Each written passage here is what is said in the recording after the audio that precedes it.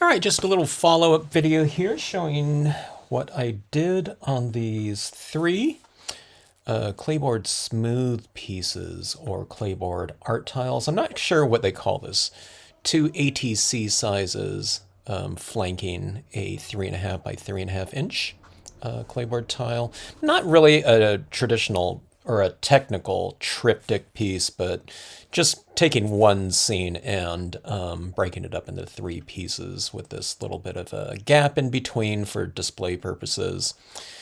A lot of fun to do on these raised tile pieces like this. Let me see if I can show you in case you didn't watch the live or seen one of my other videos on it. But these are Claybord tile pieces like this. This one happens to come in a 3-pack, but these smaller pieces come in, I don't know, I think this one comes in like a 4-pack, and this one might be a little pack of, I don't know, 10 or so, I don't know what it is, but these are raised pieces, and you can just use any type of media on it.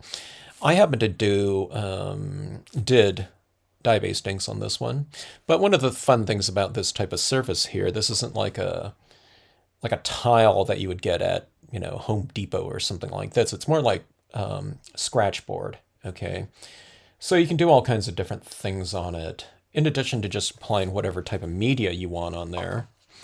But you can scratch back and have these like little highlights on things using traditional scratch knives, or they call them scraper tools, things like this, these subtractive types of marks. And I really like to give them a really good slathering with acrylic sprays. This time for these tiles I used a Krylon triple thick, which is a really super thick acrylic spray.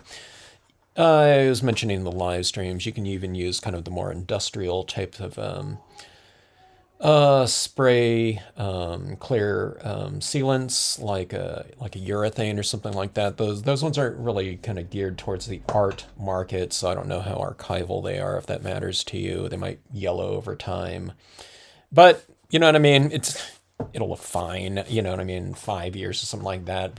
Some people got so kind of caught up in the archival aspect of certain types of scrapbook applications. You want those things to last for 100 years and not to yellow. But to me, that doesn't really matter. But that's just saying, if you couldn't find triple thick or something like that in like an art spray, you can just go to your hardware store and buy any of those types of clear sprays. They're usually in the spray paint section of a hardware store, and you'll see one with a clear cap on it. They're just called different types of things. It depends on what brand. But this one's glossy. The most of those hardware types are. But you can get these types of sprays, not the triple thick, I don't think, but you can get things like UV resistant clear and stuff like that in a matte or gloss. Glosses, are the more traditional ones. Okay, so anyways, these tiles were given a little bit of a perimeter of the gold ink on each side, so it kind of gives it a more finished piece to me in terms of the tiles. Otherwise, it's kind of just your bare kind of wood look on the side like that. But these have the heft and kind of thickness of like a masonite panel, or like a clipboard, like a traditional clipboard, like a wooden clipboard. It has the feel of that. I think these are kind of heavier because this is a museum quality archival hardboard panel. Okay, so they're probably a little bit more dense because of that coating that they applied at the top of it. They don't want that board to be too porous. So it's really fun stuff to use, and for a card like this, you can do this type of thing with paper, and I think it would look pretty dynamic to do that and to lay it down like this. But just having this kind of dimensional raised type of piece coming off of here, there's a real heft to it, and there's it gives it a little bit more of a like extra special touch to it. Each panel was done as three different tiles. I didn't do this one piece and then cut it in half. You couldn't really do that. with these panels like this unless you had some kind of like power saws or something like that. But if you wanted to do something similar to this on cardstock, you would do it as one piece and then just trim it like that and then display it, you know, with a little bit of space in between like that. This one I didn't retain too much of the white of the boards, you know, it's just a white board like this. So instead of using white on this little perimeter like this, our foundation for these three pieces, I used a little bit of a cream colored paper, a little bit of a warmer one. And then I did the perimeter in this mirrored gold cardstock like this. Okay, so that being said, that cream paper like that, that looked pretty good, but I tried the look on this wood grain, and I thought that looked even better, but I had trimmed down all of my 11 by 17 pieces of this wood grain paper to 8.5 by 11, so this was like longer than that.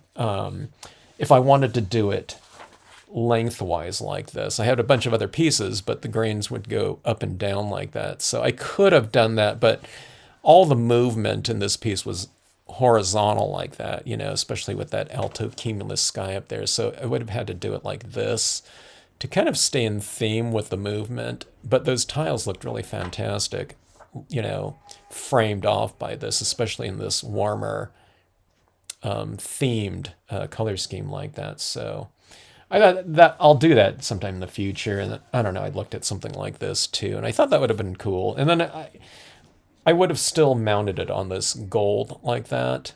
But having that little kind of sliver of like a little bit of a wood grain in the background looked really good. So I don't know, I'll try to remember that for the future when mounting these pieces up, especially like I said, in this kind of color scheme like this. So anyways, a walk in the desert. Yeah, maybe they have their camping spot right over here or something like this, you know, their trailer or something like that, or mobile home, whatever. But your desert Claybord triptych. Thanks for watching. Hope you enjoyed it.